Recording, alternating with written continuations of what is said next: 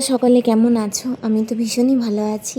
আচ্ছা, আমার এই ব্যাকগ্রাউন্ডটা দেখে কেউ কিছু বুঝতে পারছো যে আমি কোথায় গিয়েছি? যদি বুঝতে পেরে থাকো অবশ্যই কিন্তু আমাকে কমেন্ট করে জানিও। যারা কৃষ্ণনগরে আছো তারাই কিন্তু বুঝতে পারবে যে আমি সকাল সকাল রেডি হয়ে কোথায় গিয়েছিলাম। চলো তাহলে তোমাদেরকে এবার বলেই দিই আমি কোথায় গিয়েছিলাম। আমি গিয়েছিলাম হচ্ছে সিদ্ধেশ্বরী কালীমাতা মন্দিরে। আমাদের এখানে আনন্দময়ীতলা আর সিদ্ধেশ্বরী কালীমাতা মন্দির আছে। গিয়ে খুব সুন্দর করে পুজো দেওয়া যায় আর মনোরম পরিবেশ। আমি গত দুদিন ধরেই স্বপ্নে দেখছিলাম যে আমি কালী ঠাকুরের মন্দিরে গিয়েছি, পুজো দিচ্ছি। তো ভাবলাম স্বপ্নে যখন দেখছি তখন এবার মায়ের সাথে দেখা করে আসা যাক।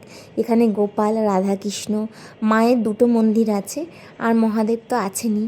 মহাদেবের মাথায় আমি একটু জল ঢেলে আসলাম। অনেক দিন যাওয়া হয়নি বলে, ঘরের ঠাকুরকে তো পুজো দিই কিন্তু তাও গিয়ে এবার একটু দেখা করেই আসলাম। বেলপাতা, মিষ্টি, গঙ্গার জল সমস্ত কিছু নিয়ে গিয়েছিলাম যেটুকুনি সম্ভব হয়েছে।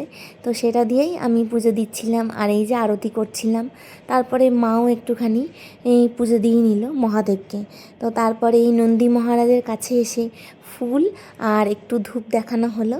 তারপরে নাম গোত্র বলে মায়ের কাছে পুজোটা দিলাম। অনেক দিনের একটা ইচ্ছে পূরণ হলো। আর এই কত সুন্দর বেল গাছটা দেখো, কি সুন্দর শাখা প্রশাখা বাড়িয়ে রেখেছে।